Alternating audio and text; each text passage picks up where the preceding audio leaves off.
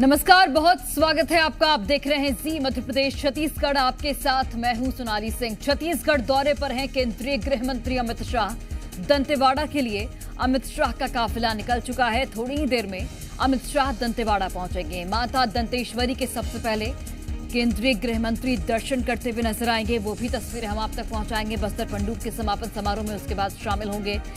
स्थानीय जनप्रतिनिधियों से भी मुलाकात करने वाले हैं। बीजापुर, सुकमा, दंतेवाड़ा के जनप्रतिनिधियों से मुलाकात होगी। बस्तर में जवानों के साथ भोजन करेंगे और उसके बाद जगदलपुर से रायपुर के लिए रवाना होंगे। रायपुर में LWE पर विभागीय समीक्षा बैठक करेंगे और उसके बाद रायपुर से दिल्ली के लिए केंद्रीय गृह मंत्री अमित शाह रवाना हो जाएंगे। तो काफी महत्वपूर्ण ये कार्यक्रम है।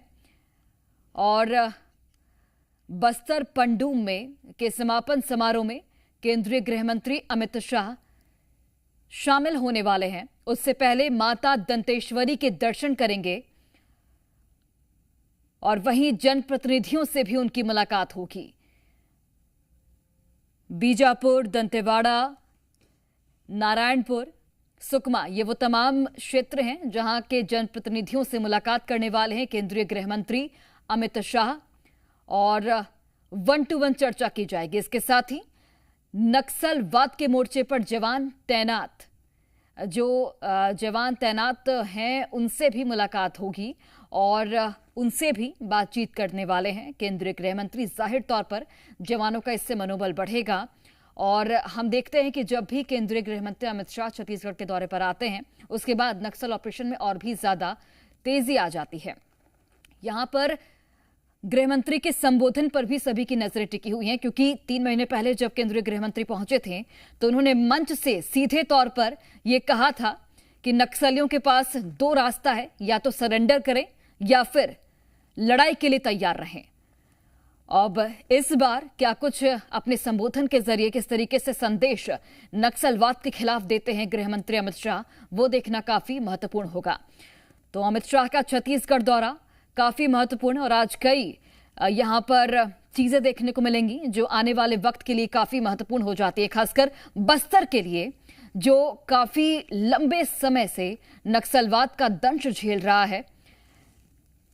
उनके लिए ये दौरा काफी महत्वपूर्ण है। वहां के लोगों से भी कहा जा रहा है कि गृह मंत्री अमित शाह की मुलाकात होगी, जो उनकी परेशानियां हैं उसको जानेंगे। और देखिए, ये जो मुलाकातें हैं, जनप्रतिनिधियों से जो मुलाकात करेंगे, जवानों से मुलाकात करेंगे, वहां के लोगों से मुलाकात करेंगे, ये काफी अहम हो जाता है हर दृष्टिकोण से।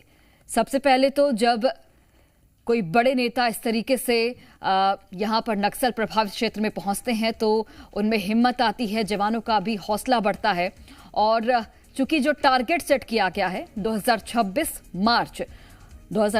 मार्च का टारगेट, जब नक्सलवाद का पूरी तरह से खात्मा हो जाएगा छत्तीसगढ़ से और पूरे देश भर से भी।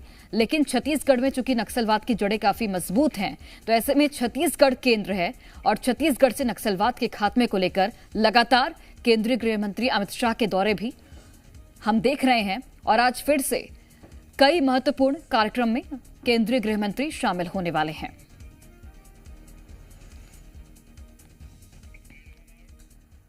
और चलिए, इसी बीच बीजापुर से बड़ी खबर है। अमित शाह के दौरे से बौखलाए नक्सलियों ने जमकर उत्पात मचाया है। टावर को आग के हवाले कर दिया गया। 30 की संख्या में नक्सली पहुंचे थे। करीब 1 घंटे तक उत्पात मचाया गया।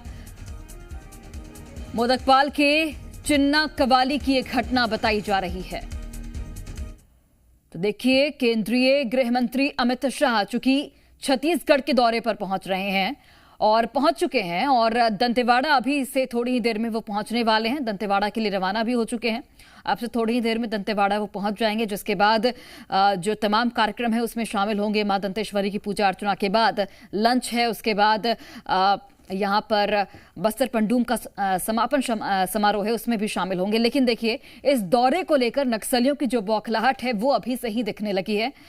यहां पर नक्सलियों ने जमकर उत्पात मचाया है। टावर को नक्सलियों ने आग के हवाले कर दिया गया और 30 की संख्या में नक्सली यहां पर पहुंचे थे। करीब 1 घंटे तक नक्सलियों की ओर से उस पूरे क्षेत्र में उत्पात मचाया गया, जिसकी तस्वीरें भी आप टीवी स्क्रीन पर देख सकते हैं।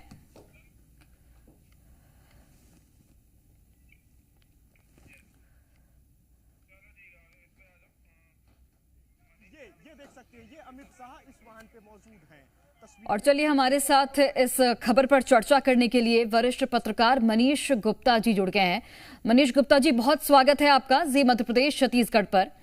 और जिस तरीके से केंद्रीय गृह मंत्री अमित शाह का ये दौरा, दंतेवाड़ा पहुंचेंगे और वहां पर न सिर्फ जो समारोह हैं अलग अलग उसमें शामिल होंगे, बल्कि महत्वपूर्ण ये हो जाता है कि नक्सल मोर्चे पर जो जवान तैनात हैं उनसे भी मुलाकात होगी। तो आपके नजरिए से मैं जानना चाहूंगी कि जब इतना बड़ा नेता मतलब देश का गृह मंत्री आके जवानों की हौसला अफजाई करता है तो जवानों का मनोबल कितना बढ़ता है? नहीं, देखिए, निश्चित रूप से केंद्रीय गृह मंत्री का दंतेवाड़ा में आना और जवानों से मिलना, इसके अलावा जो सांस्कृतिक पर्व जो चल रहा है बस्तर पंडुम, उसमें भी शिरकत करना एक बहुत बड़ा कदम है। और जब कोई केंद्रीय नेता या केंद्रीय गृह मंत्री, क्योंकि देश में जो आंतरिक सुरक्षा की जिम्मेदारी जो है वो केंद्रीय गृह मंत्री की है, और जिस तरीके से बस्तर में पैरामिलिट्री फोर्सेस का एक योगदान है, लगभग 50 से अधिक बटालियन यहाँ पर हैं, और उनका मुखिया अगर यहाँ पर वो आते हैं तो कहीं ना कहीं जवानों की हौसला अफजाई होती है, और उनको ये लगता भी है कि हम इस बीहड़ में पड़े हुए हैं, कहीं ना कहीं हमारी सुध लेने वाले भी कोई हैं। देखिए, जवान लड़ने से कभी नहीं डरता, लेकिन अगर जवान को प्रोत्साहन मिले और जवान को लगे कि उसकी वीरता की तारीफ की जा रही है, कहीं ना कहीं उसके कार्य का मूल्यांकन किया जा रहा है, तो उसका हौसला बढ़ जाता है। वो दुगनी ताकत से, दुगने कमिटमेंट से जो है उस इलाके में अपनी मौजूदगी दिखाता है। और रही बात बस्तर की, तो बस्तर में तो केंद्रीय पैरामिलिट्री फोर्सेस की बहुत बड़ी भूमिका है। देखिए, 50 से अधिक फोर्स बटालियन का यहाँ होना, मतलब लगभग 50,000 से अधिक जवानों का बस्तर के बीहड़ों में रहना और विपरीत परिस्थितियों में रहना, जिस तरीके से कहीं अंदर सड़कें नहीं है, तो कहीं बिजली नहीं है, तो कहीं पानी नहीं है, तो कहीं दूसरी सुविधाएं नहीं है, मनोरंजन के साधन नहीं है, ऐसे तमाम विपरीत हालातों में वहां पर कैंप में, छोटे से कैंप में रह करके वहां पर खुद को अपने को संभालना, और कहीं ना कहीं जो ग्रामीणों की रक्षा करना, जिसके लिए उनको यहाँ पर तैनात किया गया है, दोहरी तिहरी भूमिका में जो है यहाँ के जवान जो है वो रहते हैं। और ऐसे में केंद्रीय गृह मंत्री का यहाँ पर आना, उनसे मिलना, निश्चित रूप से उनकी हौसला अफजाई करता है।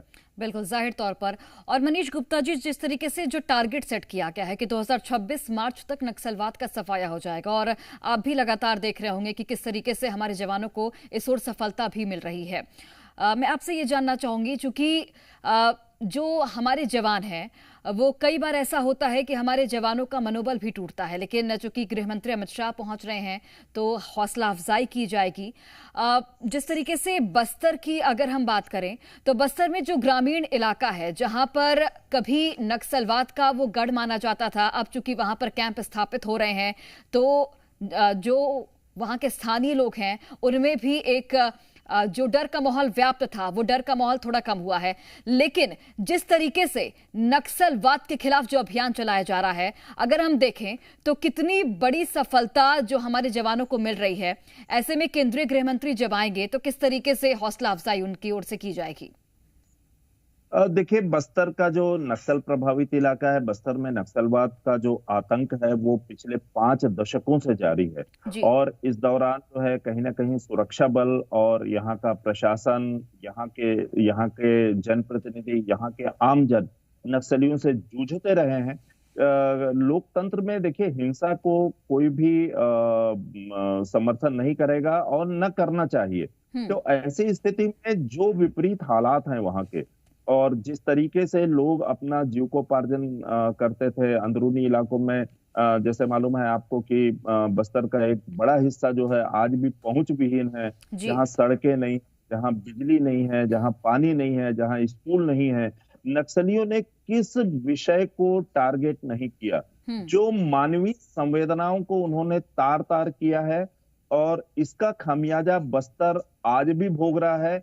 उस इलाके के लोग जो है वो कहीं ना कहीं प्रशासन से कटे हुए थे, लेकिन अब जिस तरीके से केंद्र सरकार ने गियर बदला है, मैं तो इसको गियर बदलना कहूंगा, क्योंकि 5 दशकों से जिन समस्याओं को झेल रहे थे और उनके निराकरण की निदान की दिशा में कोई सार्थक पहल नहीं हुई थी, मुझे लगता है ये अब तक की सबसे अच्छी और सराहनीय पहल है, जिसका प्रमाण जो है हमें दिखाई दे रहा है।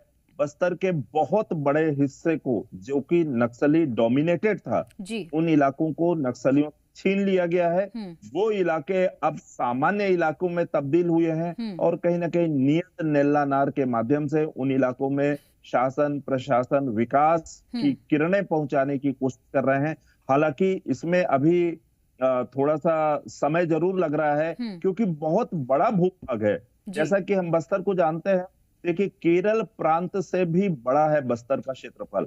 ऐसी स्थिति में काल सभी जगह विकास करना संभव नहीं हो पाता, लेकिन बावजूद इसके केंद्र सरकार ने जो प्रायोरिटी तय की है, राज्य सरकार ने अपनी योजनाओं का क्रियान्वयन उस इलाके में किया है, उससे उन इलाकों में उम्मीद की किरण जागी है और आने वाले समय में बस्तर में शांति स्थापना का मार्ग प्रशस्त होता दिख रहा है। बिल्कुल, विकास की रफ्तार यहाँ पर नजर भी आती है। मनीष गुप्ता जी, जिस तरीके से मैं आपसे ये जानना चाहूंगी कि केंद्रीय गृह मंत्री अमित शाह जब पिछली बार पहुंचे थे, 3 महीने पहले जब छत्तीसगढ़ पहुंचे थे, तो मंच से उन्होंने साफ संदेश नक्सलियों को दिया था कि आपके पास बस 2 ही रास्ता है, या तो आप सरेंडर कीजिए, मुख्य धारा से जुड़िए, या तो फिर लड़ाई के लिए तैयार रहिए। इस बार अपने संबोधन में किन किन बातों का जिक्र करते हैं केंद्रीय गृह मंत्री, उस पर सभी की निगाहें यहां पर टिकी हुई हैं। लेकिन जिस तरीके से एक साफ संदेश गृह मंत्री देते हैं, साफ शब्दों में जिस तरीके से कहते हैं, तो नक्सलियों की भी बौखलाहट कहीं ना कहीं दिखती है, नक्सली भी कहीं ना कहीं बैकफुट पर आते हैं।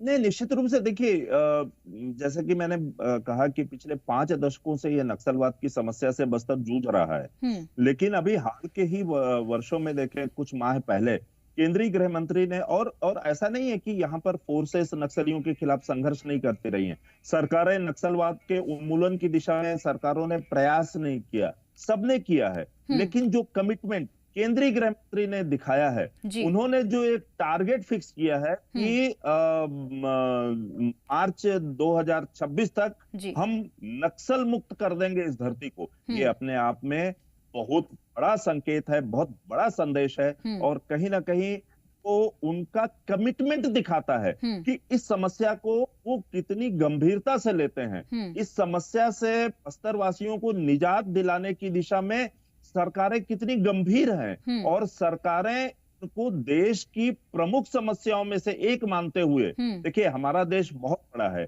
और लेकिन अगर केंद्र सरकार किसी एक समस्या को टारगेट कर रही है, तो ये अपने आप में समझा जाना चाहिए कि वो समस्या कितनी बड़ी है, और उस समस्या को लेकर बिल्कुल सरकार की कोशिश यहाँ पर नजर आती है मनीष गुप्ता जी, और इस कोशिश का जो पॉजिटिव असर है वो भी कहीं ना कहीं जमीन पर देखने को मिल रहा है। लौटते हैं सर आपके पास, हमारे साथ जी मध्य प्रदेश छत्तीसगढ़ के एसोसिएट एडिटर रुपेश गुप्ता भी जुड़े हुए हैं, जो कि तमाम जानकारियां, तस्वीरें भी आप तक पहुंचा रहे हैं। रुपेश, फिलहाल क्या अपडेट है?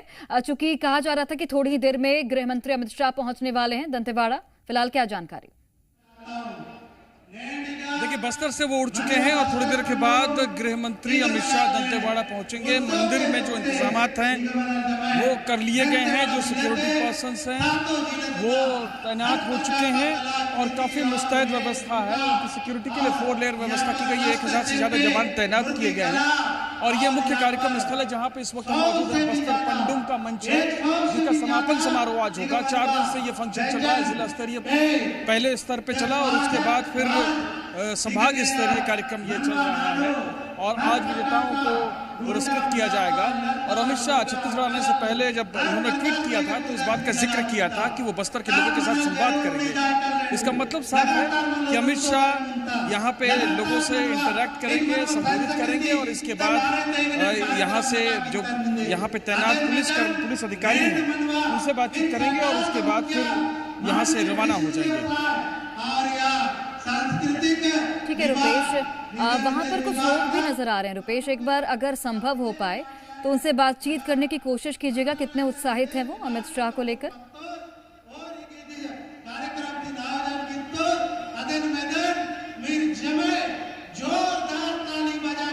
चलिए, तो रुपेश तक का मेरी आवाज शायद नहीं पहुंच पा रही, दोबारा जुड़ने का प्रयास करेंगे।